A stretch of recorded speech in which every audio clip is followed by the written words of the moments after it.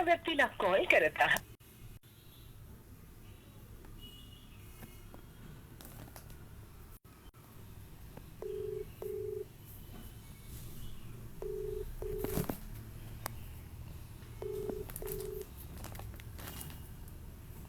Hello. Hello, good morning প্রান্তিক দা। Hello প্রান্তিক দা, আমি ব্যারাকপুরে থাকতাম। ব্যারাকপুর রামকৃষ্ণ বিবেকানন্দ মিশন থেকে 91-এ পাস করেছি। বেশ। তো আমার বাবা Britannia engineering products and service লিমিটেডে সুপারিনটেন্ডেন্ট পোস্টে কাজ করতেন। বেশ। তো আমার নরেন্দ্রে যিনি কৃষি অ্যান্ড খাদ্যমন্ত্রী ছিলেন, ওনার ছেলে আমার ক্লাসমেট ছিলেন, সূর্যদেব। বেশ। তো আমার মাকে গলা কেটে জীবন্ত পুড়িয়ে দেওয়া হয়েছে। আমার মা স্কুল টিচার ছিলেন। কোথায়? কুলটিতে। হ্যাঁ? কুলটিতে, বর্ধমান কুলটি, যেখানে ইন্ডিয়ান আয়রন আচ্ছা। স্টিল কোম্পানি আছেন। হ্যাঁ। আমার মামার মেয়ে, মামা না, পার্লামেন্টে। এক নম্বর আমি কথা এক হচ্ছে এক মিনিট, আমাকে পুরোটা বলতে দিন, জাস্ট 2 মিনিট নেব। আমার মামা পার্লামেন্টে কাজ করতেন, আইএএস র্যাঙ্ক অফিসার। ওনার নাম হচ্ছে জগন্নাথ ঘোষ। ওনার মেয়ে হেওয়েটে এরিয়া অপারেশন ম্যানেজার ছিলেন। ওনার মেয়েকে, মানে আমার মাস্তুতো বোনকে গলা টিপে হত্যা করে দেওয়া হয় শ্বাসরোধ করে।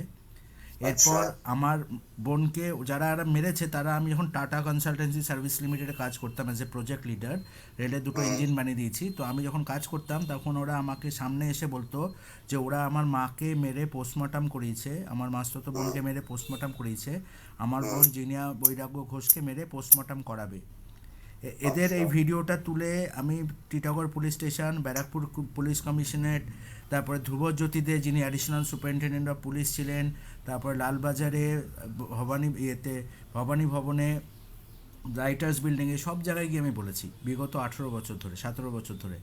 ওরা বলছে কেউ কিচ্ছু করছে না, মাথার ডাক্তার দেখে ওষুধ খান। মানে আমার বোনকে 20 আগস্ট 2020-তে ফাঁসিতে ঝুলিয়ে আমাকে কলকাতা থেকে আর বাংলাদেশ থেকে বা কোনো জায়গা থেকে বাংলা ভাষায় ফোন করে বলা হলো আমার বোনকে ওরা মারলো, কিছু করতে পারবেন কি? মানে একটা ভারত তো একটা বৃহত্তম গণতান্ত্রিক দেশ। তো সেখানে আমার বাবা মমতা ব্যানার্জি বাড়িতেও গেছিলেন। যে আপনি সঠিক কথা বলছেন। আপনি আমাকে একটা কথা বলুন, আপনি আমাকে এই কথাগুলো বলছেন কেন? মানে আপনি ব্রাত্য বসুর পার্সোনাল অ্যাসিস্ট্যান্ট ছিলেন তো? না, ছিলাম। হ্যাঁ ছিলাম, সেই জন্য বলছি যে আপনি না, একজন না আমাকে আমি বলতে আমি না, আপনি এবার একটু আমার কথা শুনেন। না, আরেকটা কথা বলিনি, লাস্ট 2 মিনিট চেয়েছিলাম, জাস্ট 2 মিনিট, হ্যাঁ। 120 সেকেন্ড। আমার দাদার মেয়ে পিউ ঘোষ আইআইটি থেকে ইঞ্জিনিয়ারিংয়ে পিএইচডি করেছিলেন। যখন বেশ। কলকাতায় বিটেক করছিলেন তখন কিছু সেই সন্ত্রাসবাদী গোষ্ঠী এসে পিউ ঘোষকে ধমকে দিচ্ছিল যে পড়াশোনা ছেড়ে বাড়িতে বসে থাকতে হবে, নাহলে গলা টিপে হত্যা করে দেবে ফাঁসি দিয়ে। এবার সেটা আমি পুলিশকে জানিয়েছিলাম, ব্যারাকপুর পুলিশ কমিশনার, ভবানী ভবন, উইমেন সেল, লালবাজার, সকলকে জানিয়েছিলাম। তারপরেও 20 জুলাই মাসের ফার্স্ট উইকে আইআইটি গান্ধীনগরের ভেতরে তাকে ফাঁসিতে ঝুলিয়ে মেরে দেওয়ার পর তারা সেটা আত্মহত্যা দেখাচ্ছে। প্রতিটা স্টেপ পুলিশকে ইনফর্ম করা, মমতা ব্যানার্জিকে ইনফর্ম করার পরও তারা হত্যা করছে বলে বলে বলে আত্মহত্যা দেখাচ্ছে। এবার ওরা সাইরাস মিস্ত্রিকেও একইভাবে হত্যা করেছে। আমি সাইরাস মিস্ত্রিকে মারার আগে 96 দিন আগে আমি সৌরভ গাঙ্গুলিকে জানিয়েছিলাম, কলকাতা পুলিশকে জানিয়েছিলাম, ওরা কোনো গুরুত্ব দিচ্ছেন না। আপনি একজন বিশিষ্ট ব্যক্তি তো ব্যারাকপুরের। না, আমি তড়িৎ বরণ তোপদারকে বলেছিলাম, আর লালন পাসওয়ানকে বলেছিলাম, রঞ্জিত চ্যাটার্জি, যেটা মিঠুদা, ওনাকেও বলেছিলাম। আমার কথাটা একটু শেষ করতে দিন আমাকে। এবার আপনি তো হ্যাঁ, এবার বললেন, বলুন, এবার আপনি বলুন বিষয়টা বললেন তো। এবার আর লাস্ট একটা কথা বলিনি, 10 মিনিট 10 সেকেন্ড, জাস্ট 10 সেকেন্ড। বলুন। আমি 2006-তে 1 মে অ্যান্ড 2 মে 02232402849 এই ফোন নাম্বার থেকে, পোস্টপেড ফোন নাম্বার থেকে করোনা ভাইরাসের এফআইআর করেছিলাম, আমার ফোন থেকে আর আনন্দ মহেন্দ্রার ফোন থেকে।